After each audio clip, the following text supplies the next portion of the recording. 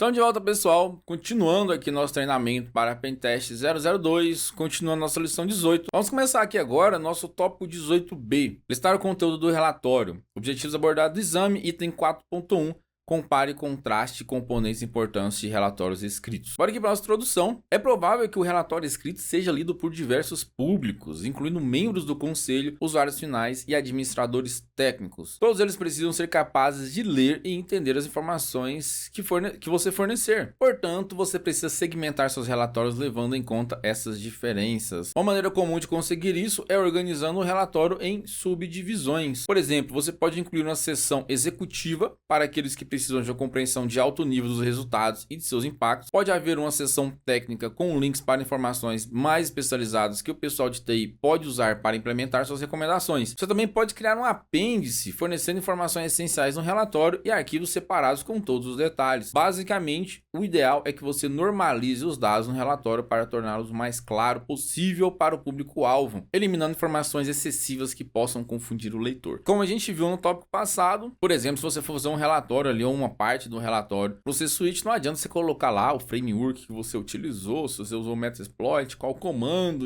né? Não vai fazer muita questão disso daí.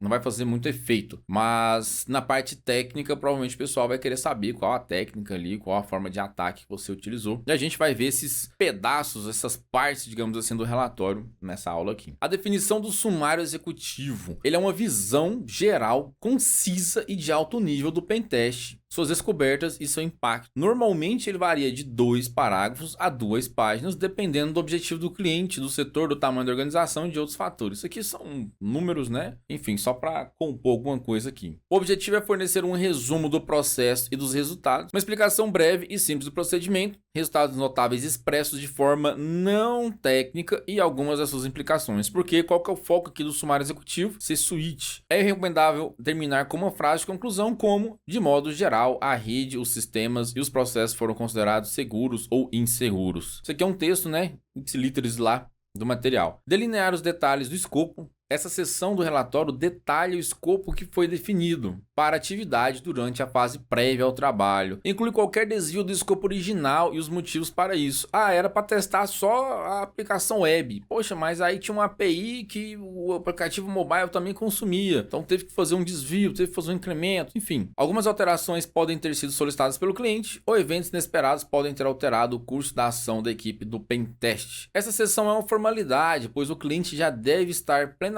ciente do escopo original e de eventuais desvios. Depende, isso é muito relativo, depende do nível da empresa, né? Vai que você tratou isso diretamente com a parte técnica e a alta direção não tá nem sabendo, né? Enfim. Demonstrar a metodologia. A metodologia é uma descrição detalhada dos padrões ou estrutura que foram seguidos para conduzir o pentest. Descreve as atividades realizadas, geralmente de forma genérica. A equipe pode mencionar alguns detalhes adicionais, o que está sendo direcionado em cada parte dos testes e quais ferramentas técnicas e procedimentos foram usados para cada um. Uma forma mais genérica ainda, a gente não entrou na parte técnica propriamente dito, que eu acho que seria essa parte aqui de ataque narrativo, que seria a explicação detalhada aqui, ó, dos passos dados durante a realização das atividades. Aqui que vai ter muita print de telinha e coisas do tipo. Orienta o leitor através do processo realizado pela equipe, deve mostrar correlação entre a metodologia citada e as atividades realizadas. Nos casos em que ocorreu um evento que modificou o escopo, a narrativa do ataque mencionaria isso e mostraria o que se seguiu. Ela geralmente expressa aqui em detalhes sobre caminhos e se os exploits foram bem sucedidos, enquanto apenas brevemente fala sobre o resto. Parte mais técnica mesmo aqui. Parte de listar as descobertas. Essa seção mostra os problemas que foram identificados durante a atividade, muitas vezes apresentado como uma tabela que identifica a vulnerabilidade, o nível de ameaça e o risk rating, seria a classificação de risco, que a gente vai ver mais pra frente. Se a vulnerabilidade pôde ser explorada ou não, se teve alguma plataforma, alguma solução que impediu isso aí, né?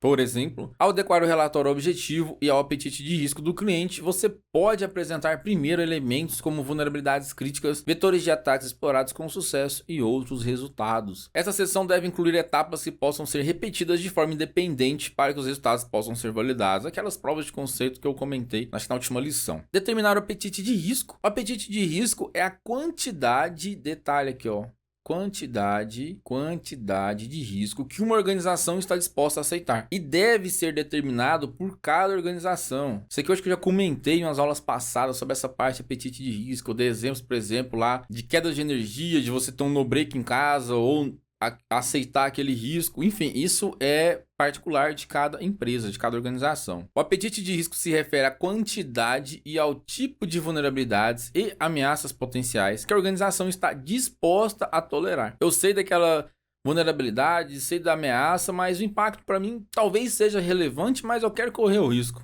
Isso seria o apetite de risco. As principais partes interessadas do cliente precisam determinar seu apetite de risco respondendo a perguntas como: quais perdas seriam catastróficas para a organização? Quais processos, tecnologias ou outros ativos podem estar disponíveis e ainda permitir que a organização funcione e por quanto tempo? Quais ativos, processos, informações ou tecnologias devem estar disponíveis em todos os momentos e não podem ser tornados públicos ou acessados por pessoas não aprovadas? Há alguma circunstância que possa resultar em danos pessoais a qualquer pessoa em contato com a organização, como funcionários, clientes, parceiros de negócio ou visitantes? Enfim, essas são algumas perguntas que o material trouxe como exemplo aqui para ajudar você a determinar esse apetite de risco aí. Mas normalmente a empresa já tem isso já elaborado, eu acho, ou deveria ter, né? Seu relatório de pentest deve levar em conta o apetite de risco do cliente. Por exemplo, você pode determinar o nível de risco que uma vulnerabilidade representa usando a fórmula padrão probabilidade de impacto. Bom, em seguida, compare o resultado dessa avaliação com o apetite de risco da organização e determine se o risco está ou não dentro do nível de tolerância aceito. Você pode fazer isso de várias maneiras, inclusive visualmente, usando gráficos e tabelas. Isso ajudará a organização do cliente a entender melhor o impacto de um risco do que se você simplesmente quantificá-lo sem levar em conta o apetite do cliente. E aí aqui ele traz esse